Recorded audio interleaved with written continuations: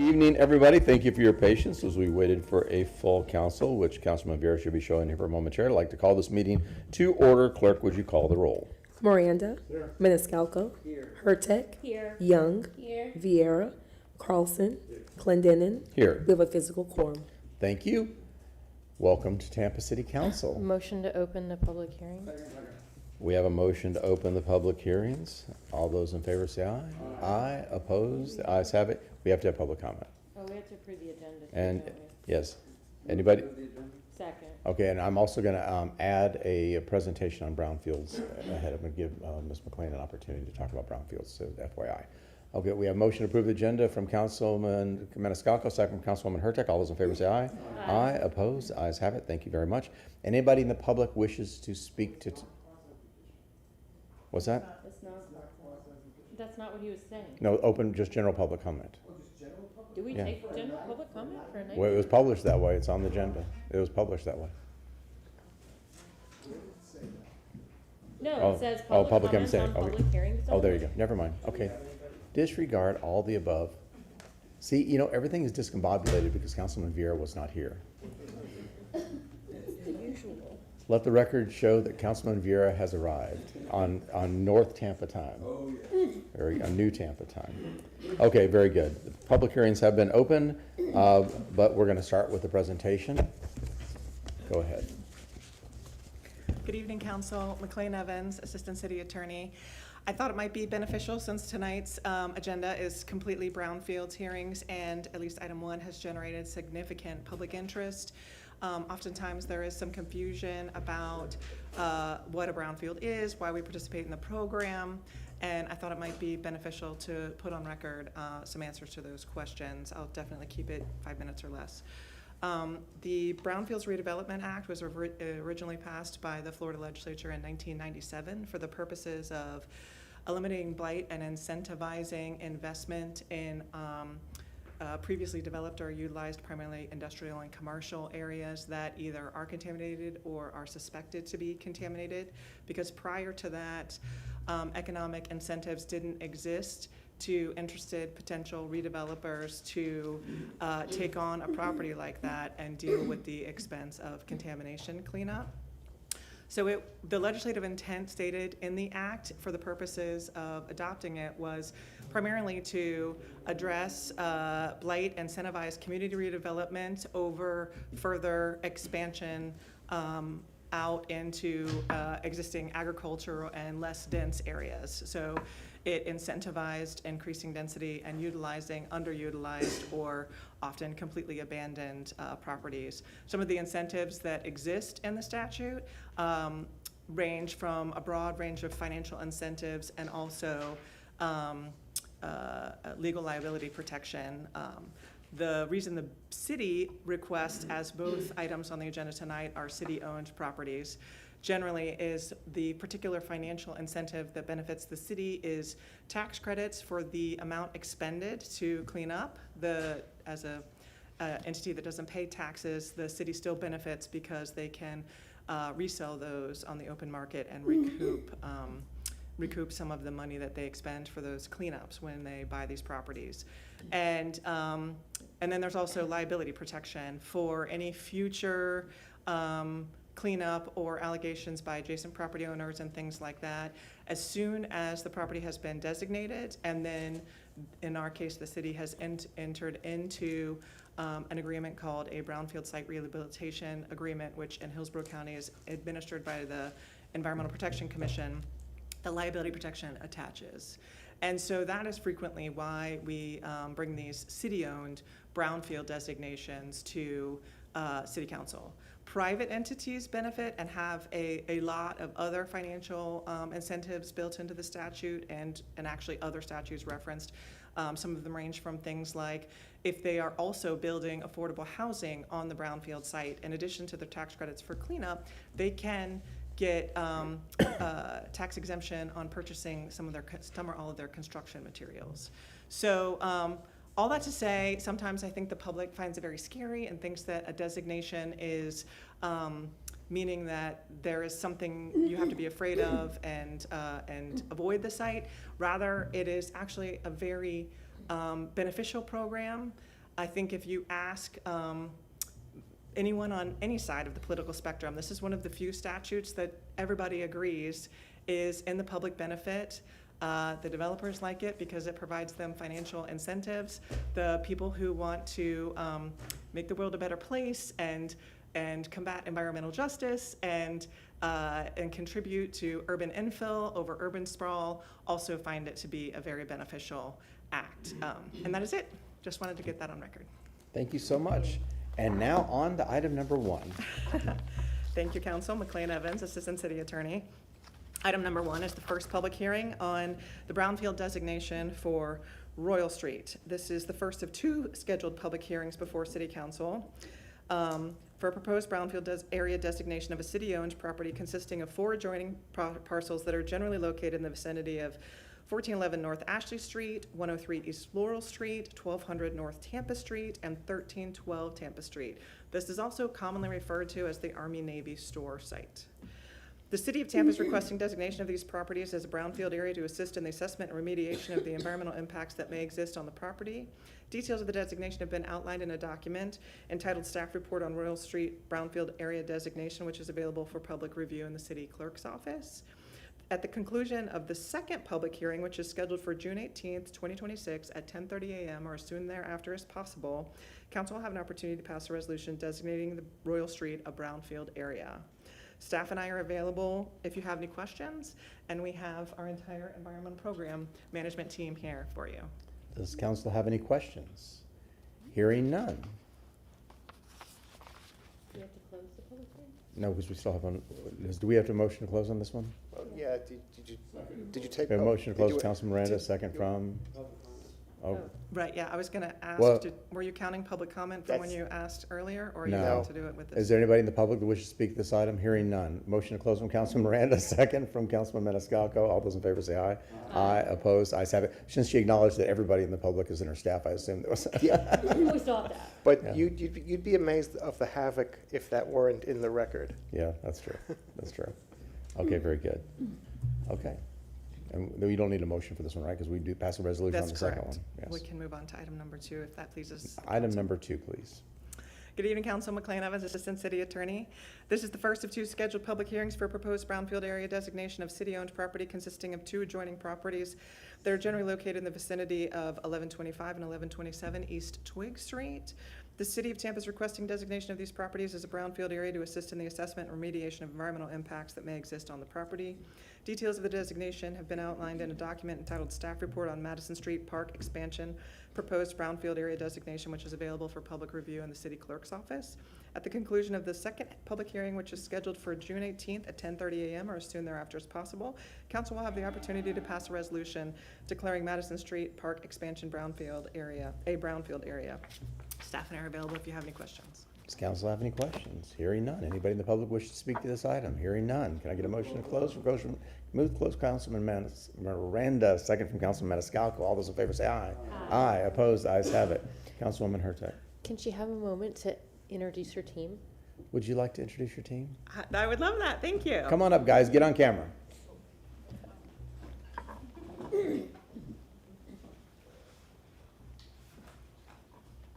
Josh Ellis is the head of the team, actually. I'll turn it over to him and let him tell you a little bit about each Hey, person. Josh, come to the center of the podium. That's where the microphone is. Thank Start you, with your Council. name. Josh Ellis, Urban Environmental Coordinator, City of Tampa Solid Waste Department. Very good. I'll be happy to introduce my staff. Come on up. Come step to the podium as you. Good evening, Council. I'm Alexis Black. I'm an Environmental Specialist 3 in the Solid Waste Department. Nice to see you. Welcome to council. Good evening, Council. My name is Victor Grosso. I'm an Environmental Specialist 3 with the Solid Waste and Environmental Program Management Department. Usually I'm just a talking head, no mic. Good evening, Council. I'm Melanie Fenton. I'm the newest addition to the team, and I'm an Environmental Specialist 1. Hi, Melanie. Welcome. Thank you.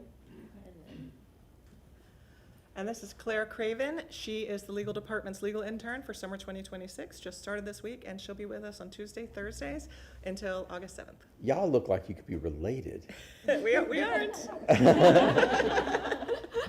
But thank you very much for Yeah. allowing us to introduce everyone. Absolutely. Very good. Welcome to Tampa City Council. Thank you, Council. It's always this easy. Okay, that concludes our regularly scheduled program. We are on new business. Councilman Carl? No, the second hearing on that one. Those are weird ones. There's a couple of different items that we do like that. It's just that we read the first one and then that's it. Councilman Carlson, new business? Just something I mentioned to Mr. Perry this morning. I would like to ask, Hayor's going to help me work on the wording, but I forgot to get it from her. But I would like to make a motion to ask the CFO's office to come back to us with a presentation on the total deferred maintenance in the city. Ooh, And Do you have a date for that to return? how about July 30th? that's a lot of stuff. I have a motion from Councilman Carlson for the financial analyst to work with the chief financial officer to If bring a they s- report on July 30th for deferred maintenance for the city of Tampa. If they say they need more time, I'll talk to them later. If they say they need more time, we can just go back and change it. Okay, I have a motion from Councilman Carlson. Do I have a second? A second from Councilman Vieira. All those in favor say aye. Aye. Aye, opposed, the ayes have it. Councilman Vieira. Yes, sir. If I may, I have to do some cleanup. I was asked, Brendan McKenzie was going to be coming on June 4th, it appears, for an update on the special needs internship, and she isn't able to come on that day, so I was going to move it on June 18th, if I may. You know that's a written staff report, right? That was June Provide 4th. the written report. It's Okay. a written report. Huh, okay, okay, then you know what, maybe she wants the written, that's strange, we'll be out of it further if she has a written report ready. Okay, that's fine, let's do June 18th written report, she requested a continuance, I'm fine with Okay. that, that's okay. I have a motion from Councilman Vieira, And second thank from you. Councilman Maniscalco to move the written report to June 18th. All those in favor say aye. Aye, opposed, the ayes have it. Thank you very much, council. Also, I had requested a discussion for workshopping on June 25th for 33647 Tampa Fire response times, and it indicated I was going to move discussion on people with disabilities and housing to another time. Let me go ahead, if I may, and motion to remove that because I neglected to do that. Okay, I have a motion from Councilman Vieira, a second from Councilman Miranda to remove the staff report to provide housing for people with disabilities. Is that the one? Yes, sir. Okay. All those in favor say aye. Aye, opposed, the ayes have it. And then I don't know if I need a motion for this, but for that date, June 25th, I don't know if I said this, I want to make sure that we have both a representative from Tampa Fire Rescue and Local 754 here to have that discussion. So if I may, just an abundance of caution, that's my motion. Okay, I have a motion from Councilman Vieira, second from Councilman Maniscalco to have representatives from 754 Yes, sir. and the TFR. For June 25th. On the June 25th meeting. All those in favor say aye. Aye, opposed, the ayes have it. Thank you, council. And then my next one, I mentioned this briefly, is, and I can have a written report on June 18th on this, which is, well, you know what? Strike that. I was going to do it on the special needs internship and funding. I'll move that to next week because I want to make sure I have the language down. Then my last one, if I may, is, and maybe some of y'all had this discussion on the kiosks and the code and the apparent conflict that exists between the city code and some contracts that we've entered into for sign activation. And so this is my motion to direct city staff to prepare and return to Tampa City Council strike that on June 18th with a proposed text amendment to section 27-289.4 of the City of Tampa Code of Ordinances relating to electronic messaging signs to allow limited activation, movement, animation, or similar dynamic display features on electronic sign message signs within the prescribed dwell time, and I'll go on this, of 15 seconds under defined circumstances. In addition to considering where such activation could be allowed to occur within the city, the proposed text amendment should focus on sign technology and not focus or seek to regulate the viewpoint or message displayed. So again, the city, if y'all remember back for example, in 2020, I believe it was, we had debated some kiosk program here, and it appears that as well as other potential sign activations have conflicts with our code. So I'm trying to bring the code into consistency with these contracts that we have. So that's the motion. Okay, I have a motion from Councilman Vieira. Is there a second? I'll second. A second from Councilman Maniscalco. Mr. Councilman Shelley. Vieira, first of all, a couple of things. Number one is the deadline for June 18th to go through on base is today. That's number one. And Can we number waive two, that, or is well, that? well, you're asking for a text amendment I to come guess you're back. right. Okay, then you know what, strike in 2 that. weeks. Well taken, well taken. Okay. Next one's not until And July by, and by, 16th. and by the way, Let's do July 16th then, if that's okay, the but next. that'll be fine. If there's a concern by the legal department, they'll bring it to your attention. Yes. Yep. If so, we cannot do June 18th presently today. Actually, we, To do a text amendment? yeah, I mean, Come in with a text amendment? I agree that coming in with the text amendment, but Is it a text the- amendment that has to go to the planning commission if it's in chapter 27? I'm sorry. Mr. Shelby, I just want you to know that today is May 28th. Yes. So it's the June 4th It's the June 4th. session that closes on Friday. Thank But you. either way, Yeah. it is kind of tight for a text So amendment. how about I do this, council? I'll talk to legal about it. My motion is for June 18th, but if there is one iota of objection or a challenge with the time, I can move it to July 16th. I just say that because that's another month, right? And it's dealing with activation of these signs and just. I agree. So again, June 18th is my proposed date, but if there is any challenge whatsoever with that, you have my word as an attorney, because I know, as a professional attorney, right, that I will gladly send a memo on that. So there you go. We have a motion from Councilman Okay, no, Bureau. we have a lot of people that want to talk. I know, I gotta do the formal stuff first. I have a motion from Councilman Bureau, I have a second, is that still good for you, July 18th? I'm sorry, you said June 18th. And discussion, Councilman Carlson, I saw your microphone first. I think we ought to wait until the conversation we had this morning are completed. I told you that I've heard that representatives of the Lightning have been stirring up trouble behind the scenes, and I don't know if this is related to that, but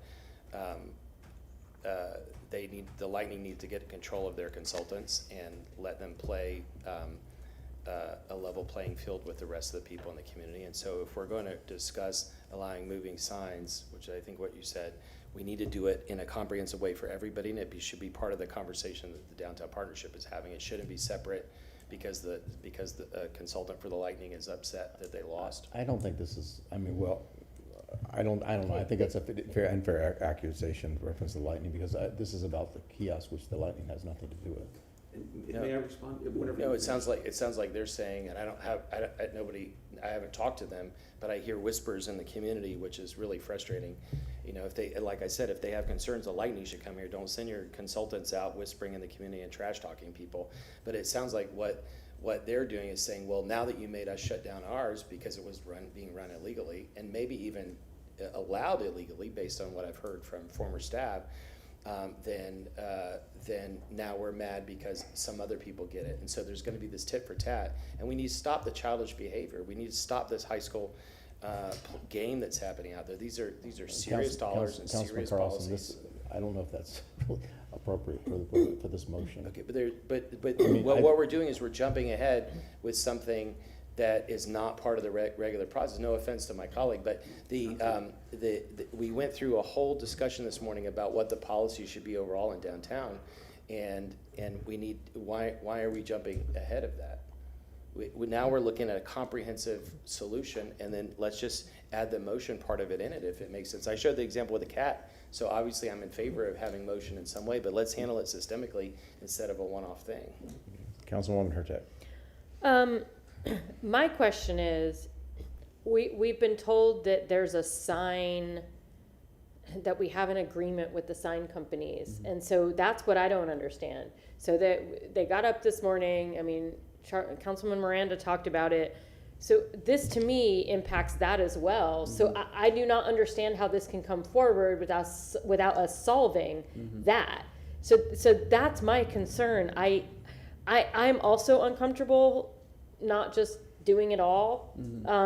But my bigger concern is I need to hear from the lawyers that that's not opening up the can of worms. Okay. That is 100% what I'm most concerned about, because if we allow it for these folks, we're going to have to allow it for anyone who comes through. And that is, we aren't going to have a leg to stand on. So whenever I can respond. I don't Okay, wanna- well, so my piece on that is that again, we're talking about existing, something that's, we walk down across the street, you see it today.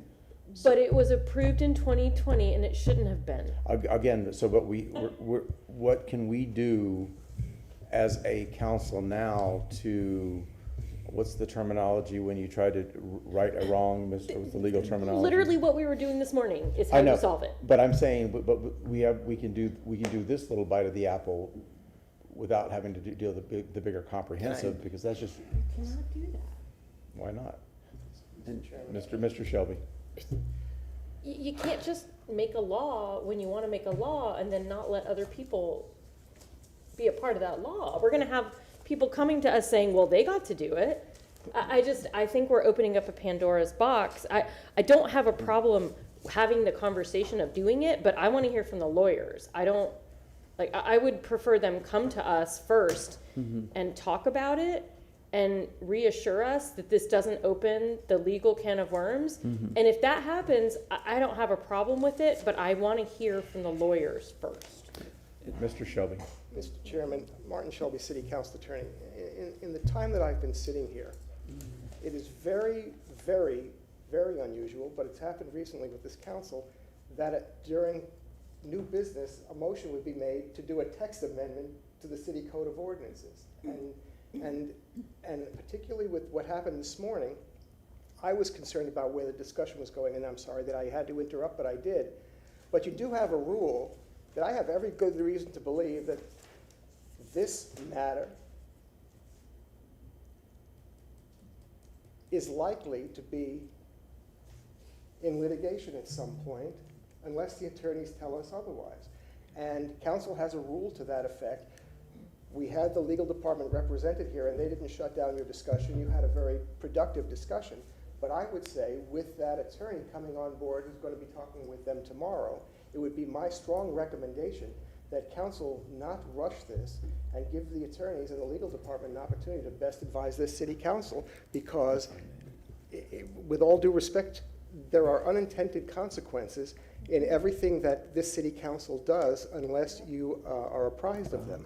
I understand your concern, but it's my understanding, if I heard Councilman Beer correctly, this is apples and oranges. This is not about the large-scale digital signage. Yeah, This is about, it does, because it's two different things. Yeah, yes, because the large-scale. Sir, with all due respect, it's all interrelated. And I would caution council that, and I wish and I went upstairs, by the way, to talk to Mr. Steady, and he wasn't there. But I wish that council, especially at the end of a meeting where this was not on the agenda, to shoot from the proverbial hip.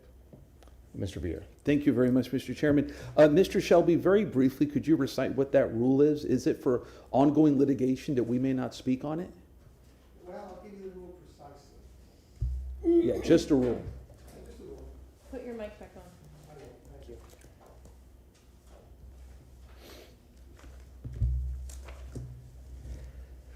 Council should avoid any discussion of matters at a public meeting where the city is or is likely to be a party in litigation without concurrence of council. So, and thank you for that, Mr. Shelby. So the issue is likely to be. Then any discussion, we just dedicated an hour this morning to discussion on matters where it can be argued could be likely to be in litigation. Therefore, I would suggest I'm operating in that same territory. I appreciate you bringing this up, but there are a few issues that I think are very relevant, which is, number one, we're not passing this law or this code change. We would be asking for potential consideration of it. I could even have feasibility put in there, number one. I think number two is something that Chairman Clendenin said, and I said, this is dealing with existing city contracts that people have entered into, relied upon our word, relied upon the decisions the city council have made, and we're trying to remedy that. It's a very, very narrowly tailored issue. So what I could do is this. Since folks have some challenges with it, how about I change my motion to this so that we can move this thing forward in one way or another? I could motion for staff to report on feasibility of this, okay, on June 18th, feasibility of this, and then we can bring it back the next meeting if it passes feasibility. I can inquire with city staff, with legal, because again, we've been advised by council, I want to be respectful of that, in the meanwhile, to see if those challenges are a sticking point. So what I can do is to get this thing moving is to change it to feasibility.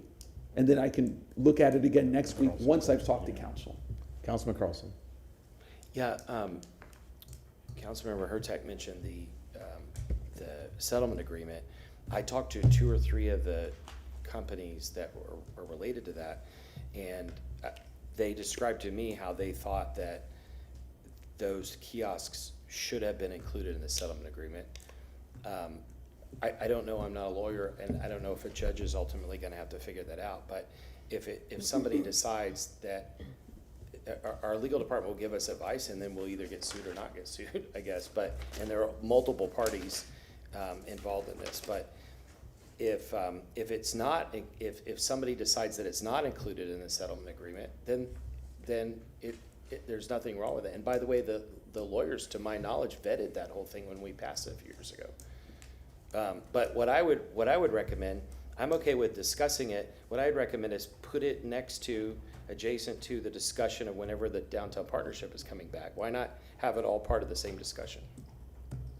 I think it is important to have moving images as long as they're not distracting drivers. Councilwoman Hurtak. You said you wanted a text amendment? So you know that text amendments can come twice a year. There's a January cycle and a July cycle. So you you're probably gonna have to put that in the July cycle, and land development code people have been very clear that they don't want any changes and any more changes than truly necessary, because we're going through the land development code. So you may really wanna talk to Abby about that, because I have gotten pushback anytime I've tried to bring a text amendment because of that. So I'm warning you on that one. I didn't realize, I thought it was an ordinance, and then that's why I wanted to ask again. So I'm good with you having them come forward and tell us what we can and can't do.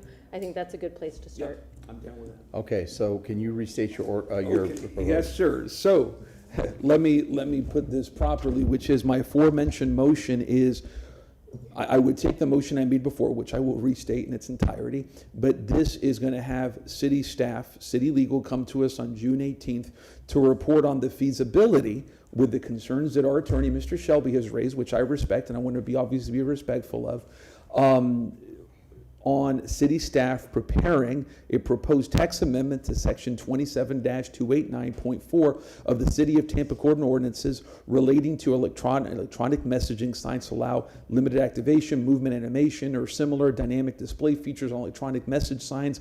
And again, I'm not going to restate the whole motion if I'm just the same thing, which is feasibility of that. But it would be my intent, if it does pass muster, to bring this back in July, which is then the next meeting, if we can. And I know Councilman Hurtak just made some comments on that, well taken, but to have the next report come back in July, if it passes muster. That's the big issue. So that's I have a motion. I have a motion from Councilman Vieira. I have a second from Councilman Maniscalco. Councilman Miranda, you wanted to speak? Yeah, I just wanted to reiterate, today when I saw the 3 gentlemen sitting in the back, not saying one word for a long period of time, I told myself, we got a problem, or I have a problem.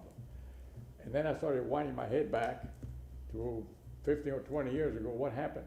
I can't iterate that everything was perfect, but I know it took almost 2 years to get that deal done. And I know it was a lot of give and take, and I remember the day it said 1,000 or 10,000 signs, I forget what they said, but they gave it up. And then I remember them mentioning we gave up a lot of revenue to change to what we have now. So what is he telling us?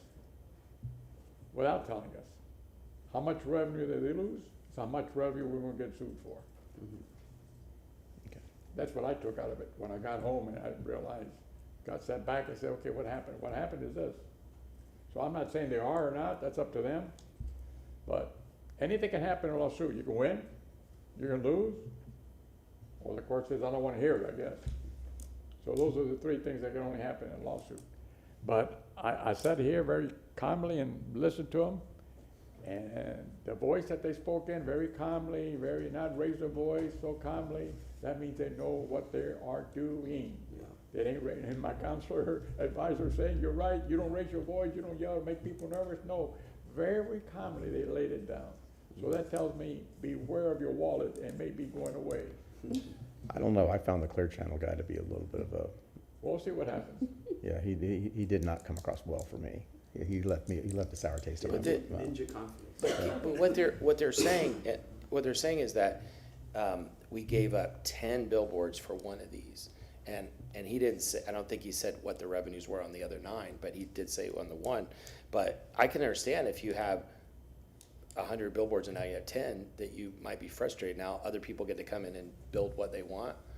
And I know I don't know all the details of it, but I know one of the restrictions that would have applied to the Lightning is that they can't promote anything that's outside that facility. As I understand it, again, we have to get the lawyers, but if you have a McDonald's and you have a sign and you promote Coca-Cola and fries and a hamburger, that's fine. But if you start promoting a Snickers bar and you don't sell the Snickers bar inside, you can't talk about it. But then there's a gray area about, well, if you do sell Coca-Cola, can you show images of Coca-Cola in California and in Europe and other places, or can you just show it inside? So there's some nuances of the settlement agreement we need to think through. But that settlement agreement, Charlie was here then, not us, but I think the settlement agreement was to stop lawsuits. So we don't want to have lawsuits again. We want to be mindful. And my understanding, there's no official request that I got. Maybe you all heard them, but what they're saying is that if you take away anything that we have, you need to make sure that you give us something else in return. You can't just suddenly give everybody else the same right now that we've sacrificed by taking down all these billboards. And it's not, I don't think it was 1 for 1 either, I think it's square footage. So they could replace 10 smaller billboards, it's square footage per square footage of billboard, I think is what they said. So like they could take 10 small billboards and put up one big one or something to that effect. Okay, I have a motion, I have a second. All those in favor say aye. Aye. Opposed? Ayes have it, okay. That's it. Thank you, Councilman. Councilwoman Young. And Councilman Martin.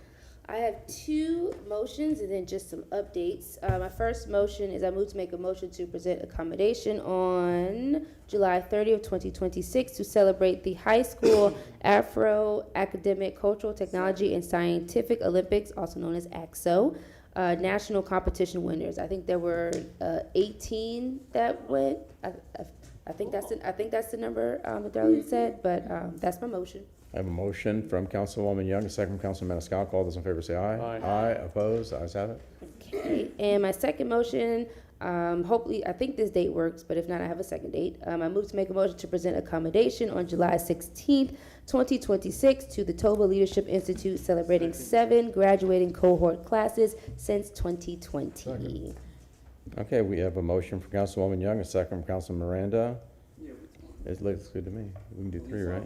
Yeah. Yeah. Mhm. Yeah, I thought that was the day we were supposed to get the budget. The week after. It's the week after. No, is it, you would have said, I saw 23rd earlier. Yeah, we have to talk about that, but I can't do it during No, they're both CRA. here. Yeah, they're here. Okay. I have a motion, I have a second. All those in favor say aye. Aye. Opposed? Ayes have it. Thank you very much. There you go. And then just some updates, because we've had very long meetings, so I haven't been able to do my little spiel. But Oh, Lord. I know it's my favorite part. Oh, Lord. So I attended the G3 Christmas Under the Sun Awards Banquet, which was very nice. It was at the Skills Center, the 7th Annual United Bikers Motorcycle Event. I did not ride a motorcycle, but I did get some very nice pictures. I went to the Blake High School graduation, which was very nice. They have a wonderful chorus, and that was my first time going to a graduation, and it wasn't me graduating, so it was very cool to see all the students. And at the end, when they were able to turn their tassels, and you could just see how excited all of the students were, I almost got emotional, because I was just thinking, I remember being in that space, so it was very nice. And I'm going to Middleton's tomorrow. I went to the Memorial Day service at Memorial Park Cemetery. I'm pretty sure we all saw the housing press conference with Mr. Mallard in East Tampa, and I saw the before and after pictures of when they renovated his house, and it's really nice. I had a North Hyde Park Civic Association meeting last night at Willis Provisions, which was very nice.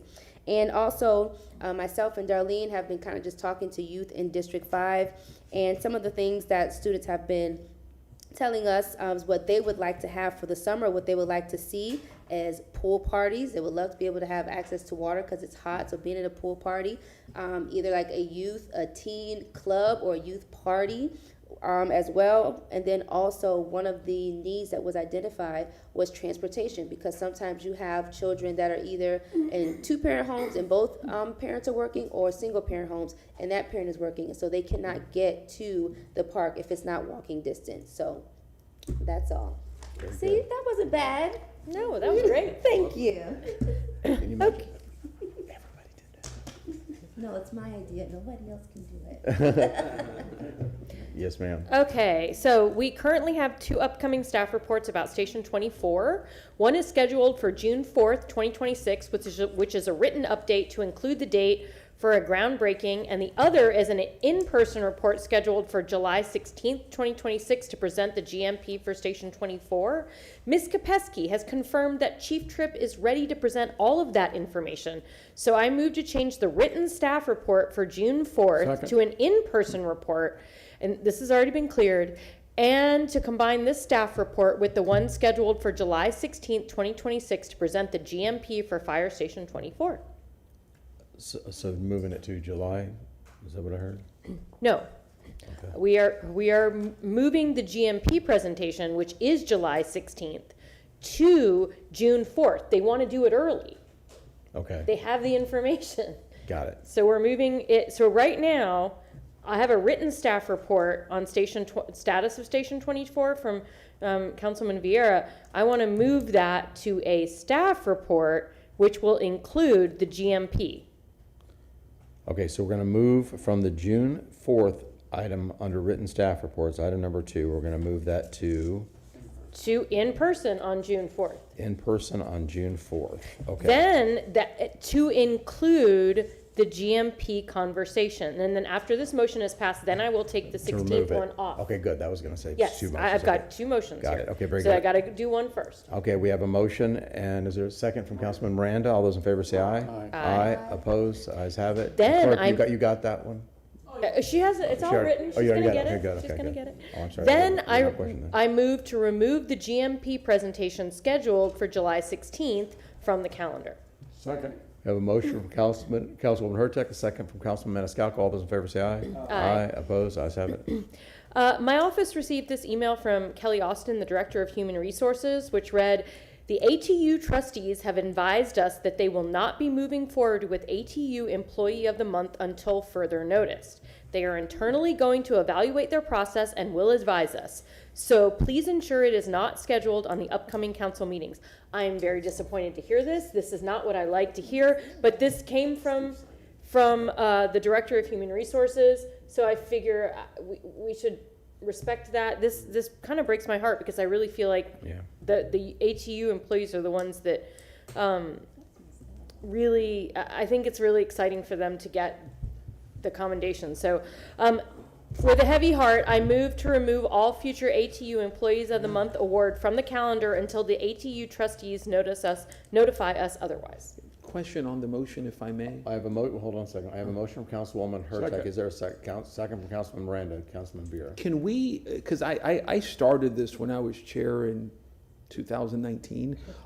Is there any way that we could think of something to have, because Councilman Hurtak, how long are they talking about? 'Cause I have no idea, and Yeah. so after we make this motion, if you want to yeah, go ahead and yeah. try. It's a shame. I mean, I'm heartbroken by it, but Yeah. but there's really no one to talk to, because there's no single ATU point.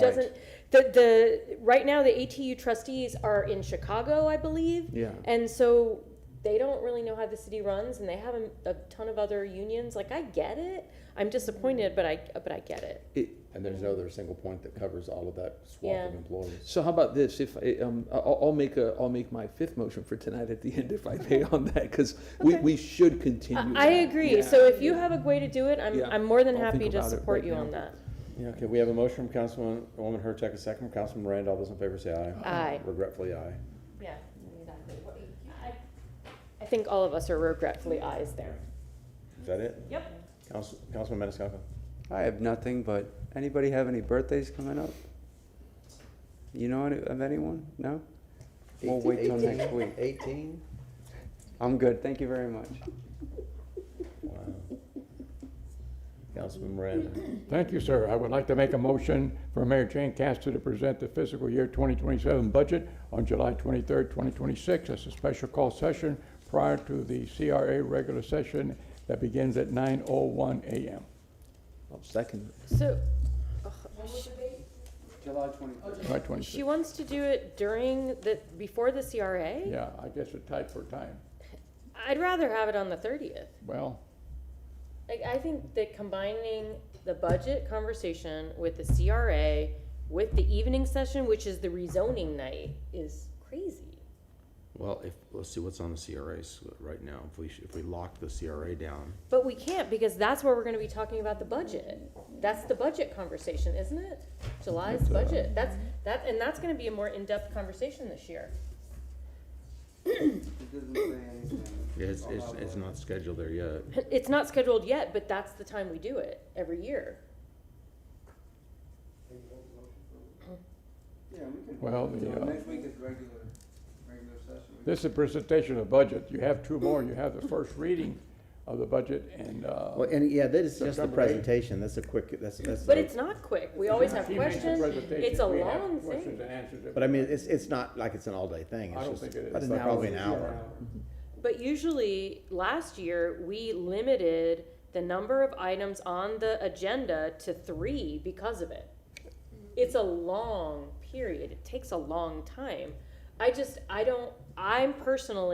would rather have a special session than to have it on a CRA day.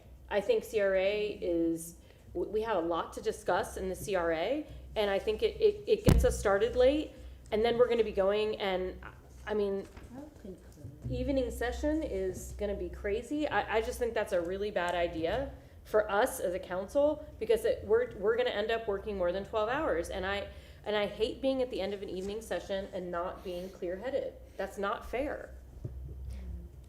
Mr. Chairman, Martin Shelby, City Council Attorney. My suggestion, Mr. Miranda, with regard to the 2 public hearings, that has probably, no doubt, already been vetted with the other jurisdictions. So I would recommend that you go forward with those.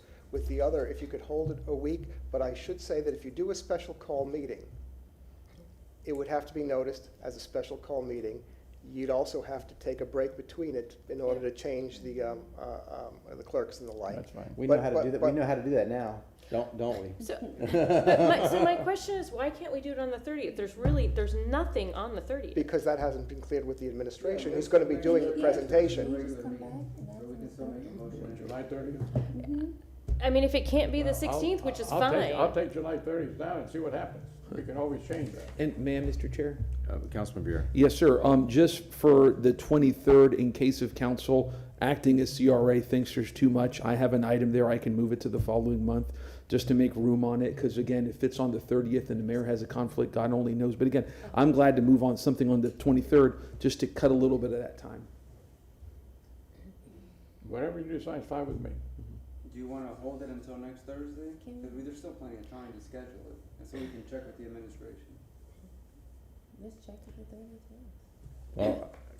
Well, how about we go with Councilman Miranda's suggestion?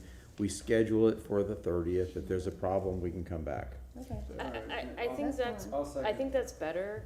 The 30th. Okay. The problem is that our first budget workshop is the 3rd of August, but that's kind of what we did last year. We only had a weekend to look at it. It's my mother's birthday, but she'll understand. Okay, I have a motion from Well, it's Council. not like we're not gonna be here anyway. I have a motion from Councilman Miranda, a second from Councilman Maniscalco to schedule the mayor to present the FY 27 budget on July 30th at 9 a.m. After commendations? After commendations. All those in favor say aye. Aye. Aye. Opposed? The ayes have it. The next one, I would like to make a motion to set the first public hearing on the fiscal year 2027 budget on Tuesday, September the 8th, 2026 at 5:01 p.m. Second.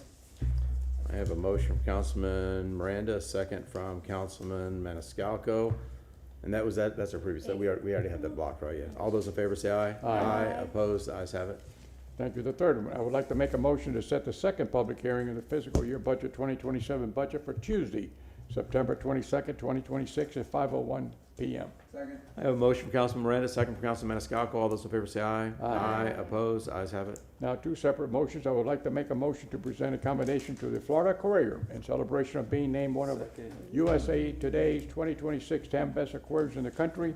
I would like to make this presentation on July the 16th, regular session. I have a motion from Councilman Miranda, second from Councilman Vieira. All those in favor say aye. Well, actually, that was July 16th. Yeah, we just did. We just filled it up, so I need to, I would have a motion to waive the rules if we're gonna do that. We could do 30th.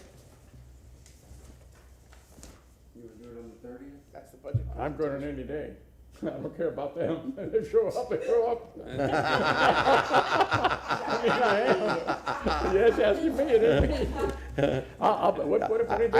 I can be that person that comes up and accepts There it you in their go. honor. Is Hey, that- come here, Roger. Hey, Roger. The 30th is the budget presentation, you just set that, right? And a presentation, I mean, it's 10 minutes max. Okay, we have a motion from Councilman Miranda to provide accommodation for the aquarium on the July 30th. The second was from Councilman Vieira. Yes, sir. All those in favor say aye. Aye. Opposed? Ayes have it. All right, the last one, I would like to make a motion to present accommodation on July 30th, regular session to Mr. Doug Trent, a City of Tampa resident, former employee of the City of Tampa, and U.S. Navy veteran who just recently celebrated his 99th birthday at Forest Hills. Yeah, we got to meet him. Yeah, we did, and he's Okay, that would be three. He's like driving himself. That's three, well, that's a one presentation and two commendations, okay. So we're good, okay. I have a motion from Councilman Miranda, second from Councilman Maniscalco. All those in favor say aye. Aye. Opposed? Ayes have it. And that's it. Mr. Chairman, may I? Well, I have a question, Mr. Shelby, about that rule you quoted about litigation. Am I just being out there when I said every dang thing we discuss in council is subject to litigation? I prefer to have this discussion with you offline, but I could have sworn that I heard several people talk about litigation relative to signage But I mean, today. we get threatened with litigation on everything we do. But that's not what the rule is. You need to have legal present. And not concur. him, but the Well, city. actually, I'll- it's both council, frankly. I'll talk about it offline. Okay. But that's how I understood the rule. Isn't that the rule, Mr. Shelby? That it should be legal, city staff legal. It says that you should not without the concurrence of council. And if you don't have the concurrence of council, and we've heard this before, that if you act against the advice of your attorneys, you might find yourself in a situation that you might not want to be in.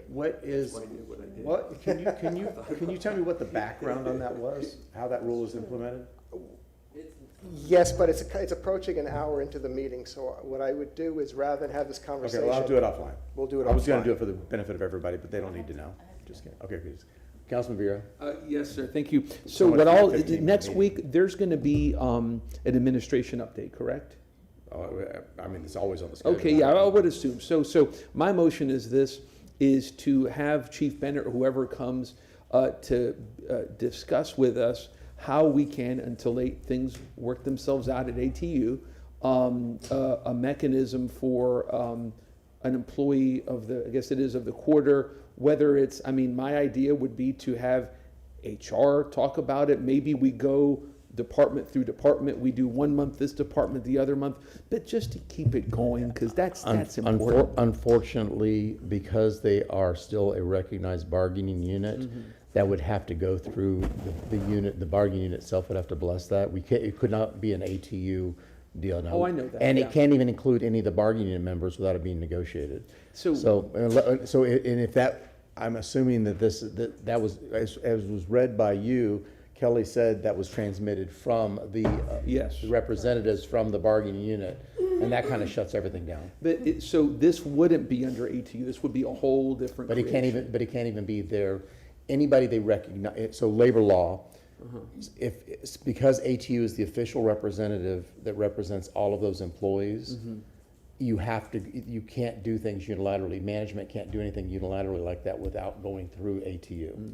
So it's- So how about this, I'm not gonna make a motion, what I'll just do is, I would ask that the administration, and I'm glad, I'll call up Chief Bennett on it, I owe him a call on something anyway, to talk about, to the extent this can be done, to address it next week, and if it can't, Yeah. turn out the lights, the party's over, that's all right. That's fine. Yeah. I know a little bit about labor law. A lot more than I do, thank you. Very good. Thank you, sir. Can I mention one more Oh, thing? go ahead. I just want, because of stories that have appeared in the afternoon, I just wanted to give you all a heads up since I'm not allowed to talk to you outside of this. This morning, I made the motion to take the raise item off the agenda. And then the reporters called me and asked me more about what I said. And I just want to tell you my perspective without the reporter's filter. I think there are 3 different levels of engagement by city council. There is the briefing, which is passive, one-way directional. And I think the administration offered that to all of us. I was out of the country when they offered it, but I think they offered, that's where they tell us what was happening. The point I'm making is that as city council, this is advocacy 101. As city council, if you know you have to get 4 votes, somebody from the administration 6 months ago should have asked each of us what it would take for us to vote yes for a deal. And you all can tell me now whether you were offered that or not. I was not. But when we get to when the presentation is given to us, we knew what the deal was, and but we especially 6 days before we were supposed to vote on it. But the point is that if we had concerns about it, somebody should have had a conversation. I had a lot of questions. I had a lot of discussions with the county, and I had a lot of discussions with the Rays. The Rays were very good about going back and forth, but somebody kept saying no to everything I proposed. The administration never reached out to me to ask me, what would you like to see in the deal, or what concerns would you have to, and so maybe in a second, if you all want, you can say whether that happened or not. But the second thing is the one that concerns me the most. The $100 million, which is the majority of what they wanted us to approve, was from the CRA. The CRA is a separate entity. We are the board of the CRA. I think we should have led the negotiation of it. And I knew that the administration was negotiating, but I never expected that they would negotiate that without getting consent from the board to talk about it. And we can talk about this more next week. But to my recollection, we never voted to say we designate the chief of staff as our person to negotiate. And we never gave him feedback. Nobody ever asked us what the CRA board members would want in a deal. And so anyway, think about that, or you guys can respond to it. But I just want to separate a briefing from active engagement. And when you talk about the CRA, we're in charge. The buck stops with us. If somebody doesn't like the deal, it's 100% our fault, not the mayor's, even though the mayor's people negotiated and we weren't involved, as far as I know. Were you all involved in negotiations? Or, I mean, not a briefing, but a negotiation. You were involved, obviously, because there was a public safety aspect of it that came through. Everything I suggested to the Rays was rejected. Councilwoman Hood. I mean, what you said is what happened with me too. We weren't part of the negotiation, and I do think that when we sit down as a CRA, that has to be part of our discussion, because I would never have agreed to $100 million, especially in light of what just happened yesterday. But no, I was called by media today too, regarding, well, something similar. But yeah, I really think that it does not make sense, and it's really unfortunate that the administration thought that they could bargain, basically, or negotiate for the CRA, and that's just simply not the case. We are responsible for that money. We are responsible for any decision that comes out of a CRA. And it doesn't sound like they're willing to negotiate anymore, but if they are, I mean, we should be at that table for it.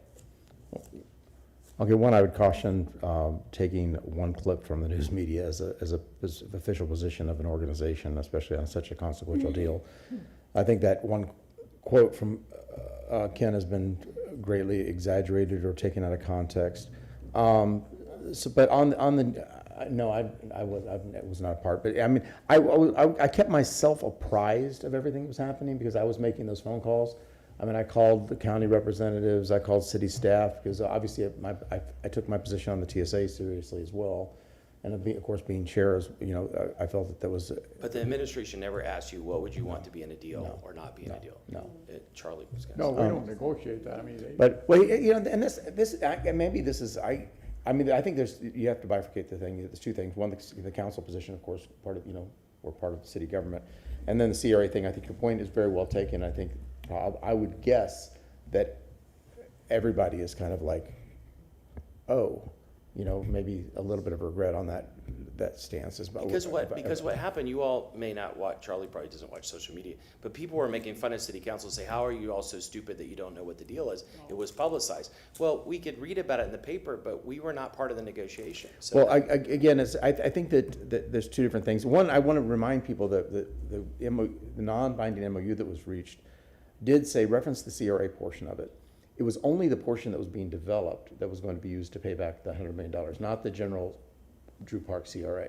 So there was going to do no harm to in fact, it would only do benefit because obviously this development would have bled into the CRA, which would have increased the TIF and do that. So, but it was, nobody outside of that 120 acres was going to be paying for the $100 million. That was only being paid back by the portion that was being developed, and that money would not have materialized if it wasn't developed. So, and they had a backstop on that of paying rent in lieu of that payment, so that if they say they didn't build on schedule, they were backstopping that amount of money.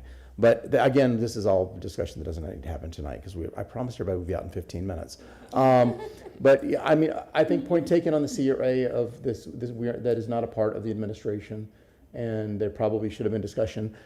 My only question is, how do you, I guess we could have had a meeting and anointed somebody to negotiate on our behalf? So Oh, I talked to Bonnie. So how do you can't negotiate with 7 people? Yes, you can. That's the only option. I talked to Bonnie Wise and I talked to 5 of the county commissioners.